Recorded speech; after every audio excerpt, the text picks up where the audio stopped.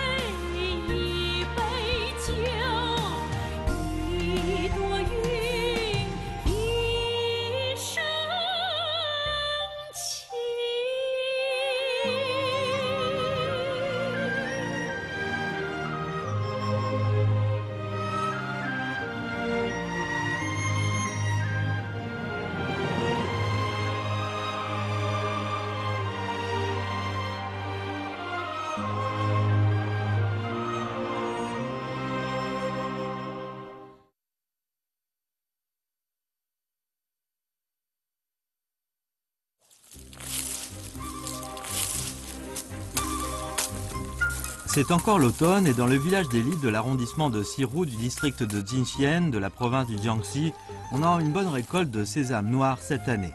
La saison est très occupée, mais on y jouit de la belle récolte.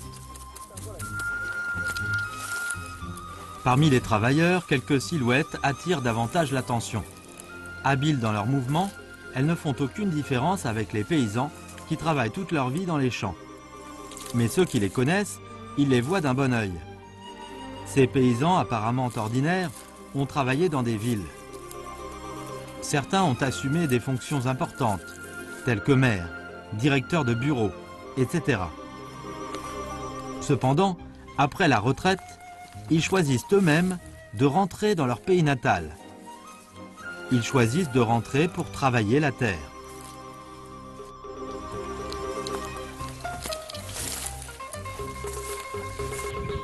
Tout cela résulte d'une tradition centenaire de la famille des Li de Sirou.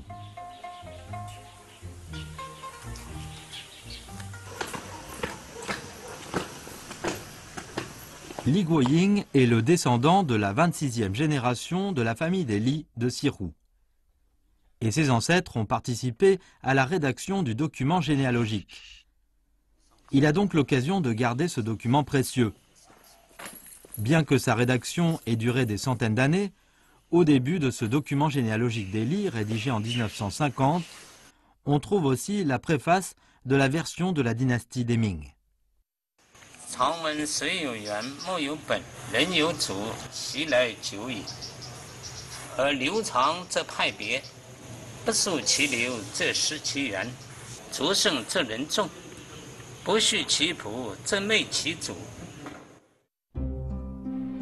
Le village de la famille des Li de Sirou se trouve au bord du lac Qinglan, qui est situé au sud-ouest du lac Poyang. Son histoire remonte à plus de 600 ans. Selon le document généalogique, sous la dynastie des Ming, quand il est jeune, Li Shangxiong descend dans le sud avec ses parents pour échapper à la guerre.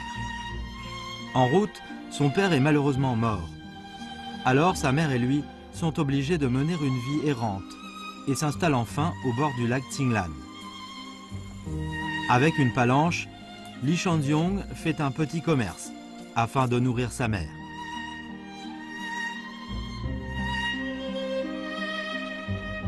Attirés par sa diligence et sa bonté, les Roux, une famille prospère locale, décident de lui marier leur fille en matrilocalité. Selon les mœurs, il faut que le mari de matrilocalité change de nom de famille et qu'il devienne ainsi un membre des Roux. Quelques années après, en s'apercevant que le mari s'attache beaucoup aux ancêtres de la famille des Li, sa femme, vertueuse, a persuadé les aînés des Roux de permettre à son mari de reprendre son propre nom de famille, Li. Avec leurs fils et filles, le couple s'installe au bord du lac Qinglan, en mettant en valeur des terres incultes et en construisant une maison.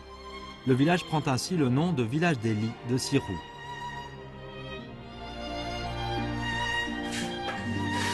Maintenant, il y a plus de 600 familles, soit plus de 2000 descendants des Li dans le village. L'arène familiale, notée dans le document généalogique des Li, qu'on doit s'attacher à l'origine et tenir toujours au cœur le pays natal et les ancêtres, s'est transmise jusqu'à aujourd'hui. Les anecdotes d'ancêtres touchent profondément Li Guoying. Quelques années plus tôt, en parcourant le document généalogique, il trouve qu'il n'y a pas de précision sur l'origine de leur premier ancêtre. Et il se souvient d'une direction floue dont il a entendu parler par des personnes âgées du village.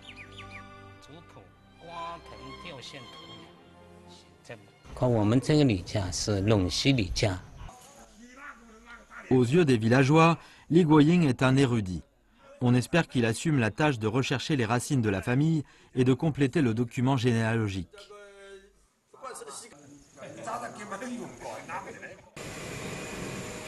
En 2006, il prend sa retraite en quittant le poste de directeur du comité de gestion du lac Poyang. Pour faciliter la rédaction du document, il emménage dans la maison ancienne dans le village des Li de Sirou. En plusieurs années, Li Guoying a parcouru des centaines de kilomètres. Et en suivant une piste floue, il a enfin trouvé la réponse dans la ville de Dingxi, de la province du Gansu. Après avoir comparé des documents généalogiques, il confirme que sa famille est bien une branche des Li de Longxi. 家谱是一个宝，它有特异功能，它有凝聚人心的功能。为什么呢？不管你来自哪里，只要我们是共一本家谱，共一个源流，我们就是一家人。万里关山都割不断，一见就如故。 Après avoir lu le document généalogique des Li de Longxi, Li Guoying est impressionné par l'histoire de sa famille. Les Li de Sirou sont les descendants de Li Ke, le troisième fils de Li Shemin, l'empereur Taizong des Trang. Li Er, créateur du taoïsme, Li Guang, général célèbre de la dynastie des Han de l'Ouest, et Li Yuan, empereur Gaozong des Trang, sont tous des ancêtres de sa famille. Après être rentré au pays natal, Li Guoying discute avec les autres habitants du village.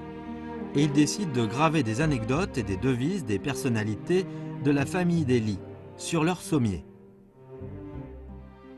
后代的榜样嘛，笃信你为什么不可以像他这样做人呢？人一辈子也就是呢，做人要立德，做事要立功，老了才立言，立言也是为了教育后代。 Pour les Chinois, les paroles laissées par les ancêtres sont à la fois le savoir-vivre accumulé, mais aussi les demandes faites aux descendants.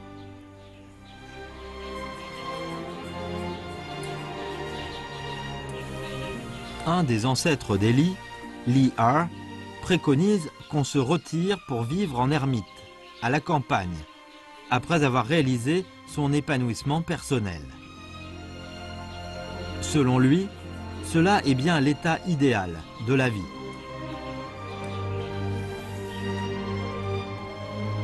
Le taoïsme exerce une influence en Chine depuis des millénaires. Le complexe de rentrer là où on est né existe également dans la société agricole traditionnelle depuis des millénaires. Dans l'histoire de Chine, les hauts fonctionnaires, les généraux ou les commerçants millionnaires prennent tous leur retraite pour rentrer au pays natal quand ils vieillissent. Aux yeux des anciens, c'est là une étape importante pour la vie. Dans le village des Li de Sirou, cette tradition ancienne persiste encore jusqu'à aujourd'hui.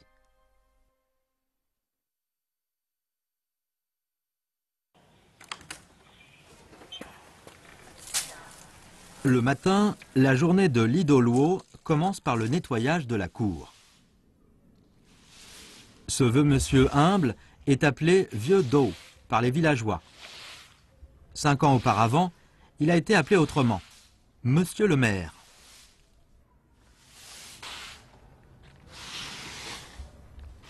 Li Doluo est devenu le maire de la ville de Nanshan depuis 2001.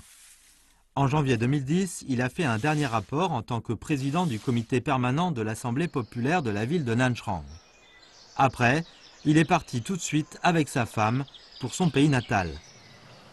Il n'a mis que 4 heures pour quitter son poste et rentrer au pays natal.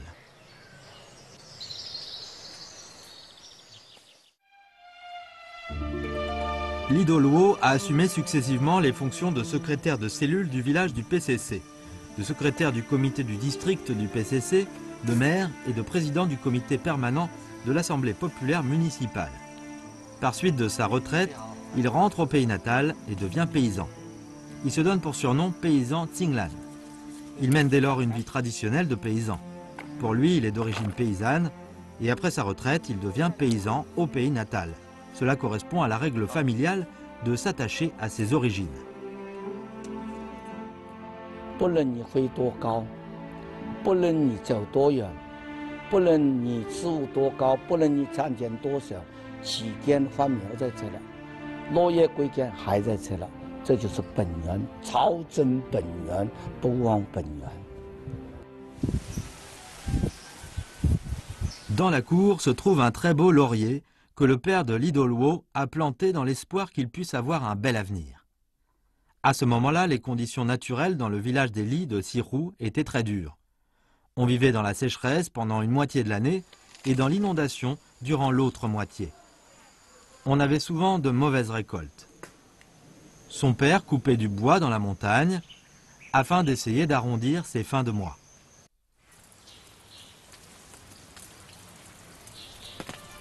Un automne, quand le père de Li Doluo descendait de la montagne avec du bois lourd, il lui est arrivé un accident.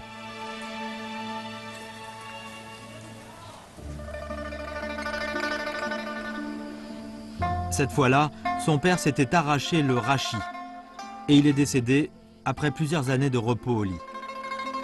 Au moment de la mort de son père, Li Doluo était sur le front pour lutter contre une inondation et il a manqué l'occasion de le voir pour la dernière fois, ce qui a encore augmenté sa douleur. Li Doluo considère la leçon donnée par son père comme une richesse précieuse de la vie. Les paroles de ce vieil homme l'accompagnent au cours de son grandissement. Après la mort de son père, pour respecter les derniers mots de celui-ci, il l'a enterré dans la montagne, près du village. Il ne dresse qu'une petite épitaphe, avec seulement le nom de son père devant le tombeau. Papa.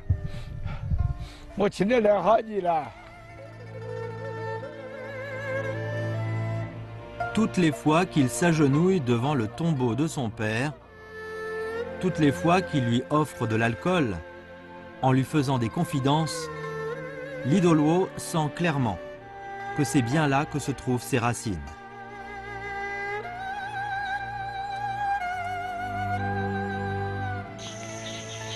Rentré au pays natal pour devenir paysan, à force d'efforts, Li Doluo veut faire de son village natal une nouvelle destination du tourisme culturel et écologique, avec tous les autres habitants du village. À ses yeux, ici, la campagne est la campagne. Et la campagne doit avoir l'air de la campagne.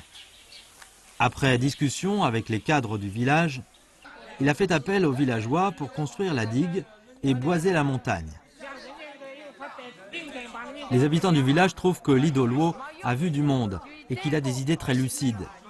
Bien qu'ils ne puissent pas voir les intérêts à court terme de quelques projets, ils sont encore d'accord pour sa proposition.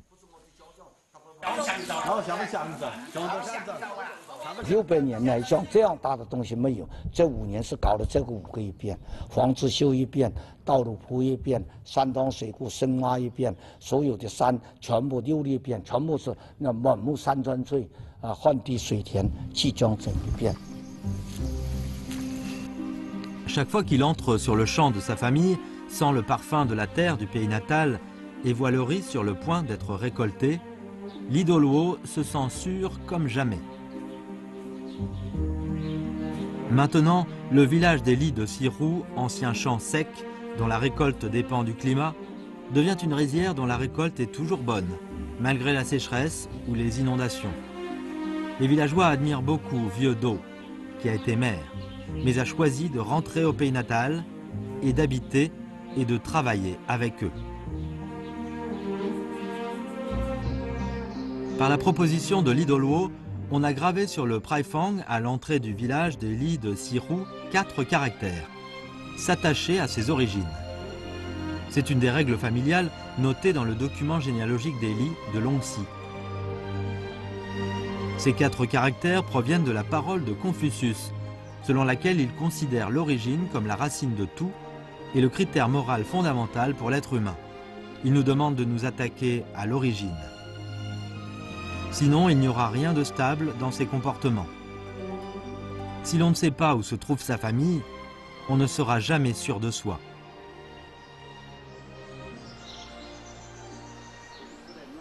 Maintenant, Li Doluo a déjà passé 5 ans après sa rentrée au pays natal. À l'âge de plus de 70 ans, il est en bonne santé et de très bonne humeur. Selon lui, le village des Li de Sirou est animé et prospère. Et lui-même, il est heureux et reçoit tous les jours ses parents et ses amis. 其实中国在周代就有退休制度的，礼书上讲了，70要治世，就是把自己的工作交出来。所以我们古代这个治世的人回到乡里，而且他有很深的社会的阅历，让他们继续有出来为社会服务的机会，所以它是一个良性循环。 Dans ce village où l'on a accumulé une culture riche, la règle familiale de rester attaché au pays natal et aux ancêtres apporte non seulement de nouveaux espoirs à ceux qui restent dans le village, mais aussi de la force à ceux qui se trouvent loin du village et font des efforts ailleurs. À l'approche de la fête de la Lune, beaucoup de descendants de la famille des Li qui travaillent ailleurs rentrent petit à petit les uns après les autres au pays natal.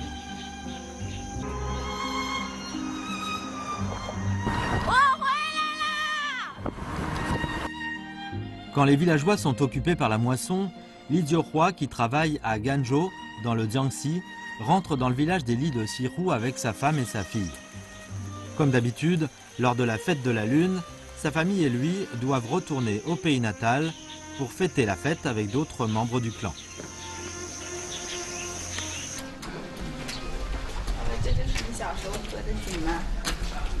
Le puits ancien à l'entrée du village a été creusé par le premier ancêtre de la famille des Li de Sirou, qui s'est installé avec ses enfants lorsqu'il était vieux.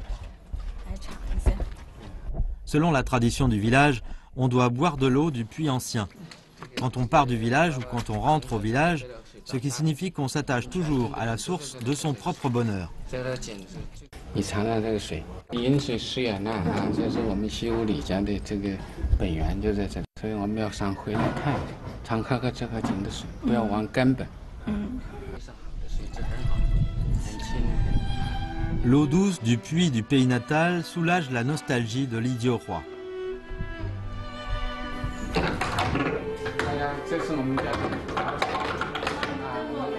Dans la maison ancienne, les membres restent en l'état du jour où il l'a quitté, ce qui touche profondément Li Jiuhua. 就一直就住在这里啊，都满满童年的记忆。童年的记忆。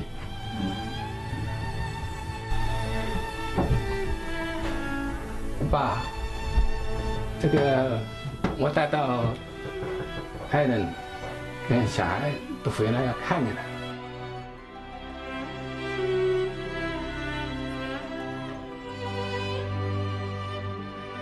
要咱回家看看，心情你不一样哈。我们得跟在这里。 Le grand-père de Li Jiuhua était un paysan ordinaire du village. À l'époque où il manquait de soins médicaux, il était difficile pour les habitants du village des Li de Sirou de se faire soigner des maladies. Le grand-père de Li Jiuhua a donc appris la médecine chinoise et soigné les villageois malades. Cela lui a gagné le respect de tout le village. L'affection de son grand-père pour le pays natal exerçait une grande influence sur Li Jiorhua et l'encourageait dans ses études dans l'espoir de servir en retour son pays natal. En 1982, Li Jiorhua s'est présenté en concours national d'accès à l'université. Il a été le premier à obtenir l'examen des sciences dans leur district et a été admis à l'université Tsinghua. Il est ainsi devenu le premier élève à être jamais reçu par une école de la capitale du village des Li, de Sirou, et ce depuis 600 ans. Cet automne, le village a connu une rare inondation et n'a presque rien récolté.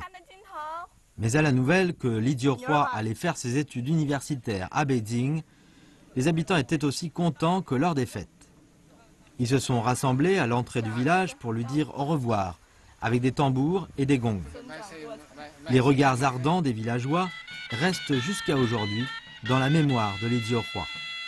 Et il connaît très bien leurs attentes.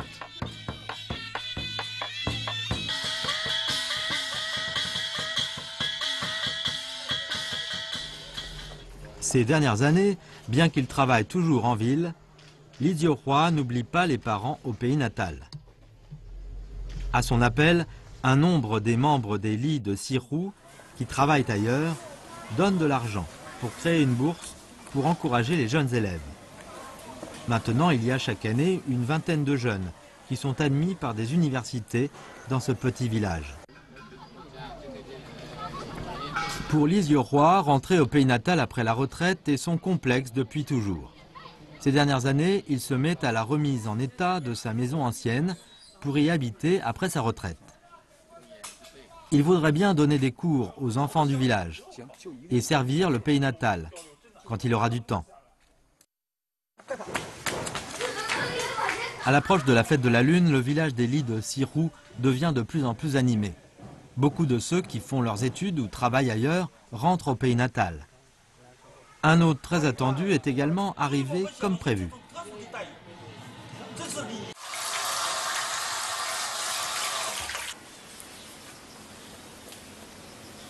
Li Senyong vient de Miaoli, à Taïwan. Il est aussi le président de l'association des Li de Taïwan. Ces derniers jours, il est venu et habite dans le village des Li de Sirou avec sa femme.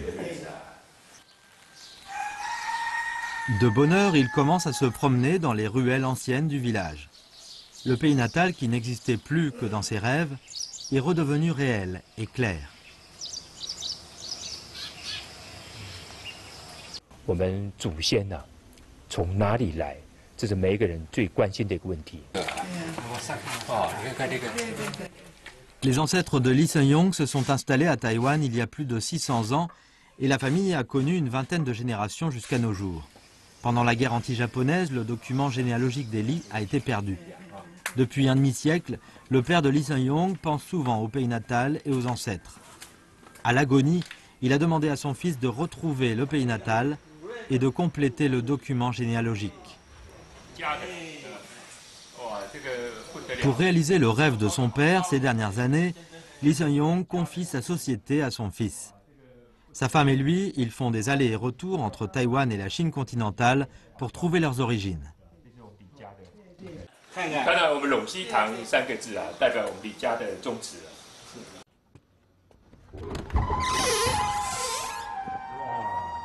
族谱就是我们的命脉啊，我们的根子啊。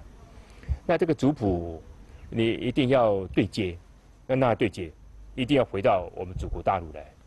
那就我们把族谱打开，往侧系去看，我们都是一家人，不是兄弟姐妹，就是叔叔伯伯。 Pour souhaiter la bienvenue aux hôtes de l'autre côté du détroit de Taïwan, Li Doluo leur donne un rouleau de calligraphie qu'il a écrit lui-même comme cadeau. 哇，2个一家亲，对，基本说缘，万里神仙。会说到我们心坎里，为什么？因为我们族谱打开，我们都是一家人啊，我们都是兄弟姐妹啊。来啊，咱们合个影哈。两岸一家亲。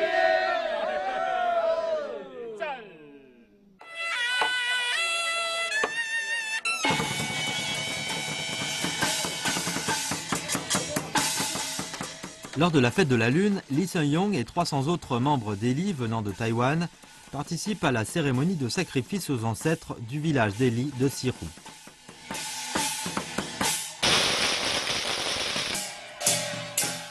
Selon la tradition, les villageois qui prennent une palanche à l'épaule marchent en tête du défilé en commémoration de l'histoire que le premier ancêtre gagne la vie et rend la famille prospère avec une palanche. La cérémonie de sacrifice aux ancêtres est solennelle. À l'occasion, les membres venant des 4 coins du monde se rassemblent pour rendre sincèrement hommage à leurs ancêtres. Tout le monde sent l'essentiel de la vie, et toutes les âmes errantes trouvent leur place dans le temple familial, qui est appelé l'abri des âmes.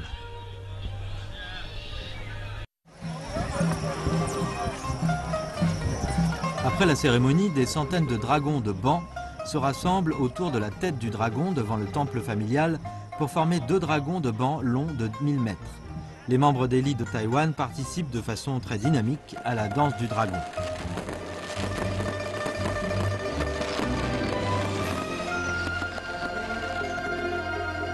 Ils souhaitent que ce dragon volant puisse rendre la famille et le pays plus riches et plus prospères.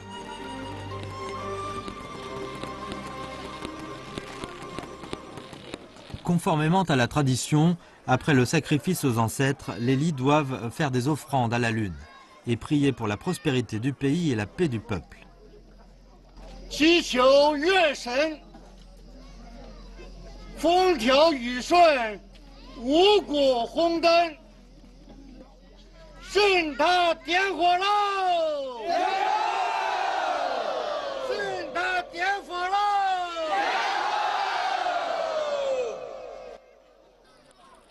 Les villageois mettent des tiges de sésame qu'ils viennent de récolter et de faire sécher dans la cour sacrée et y mettent le feu. C'est la cérémonie traditionnelle de sacrifice à la lune des Li de Sirou. Rester attaché à la racine et ne pas oublier son origine.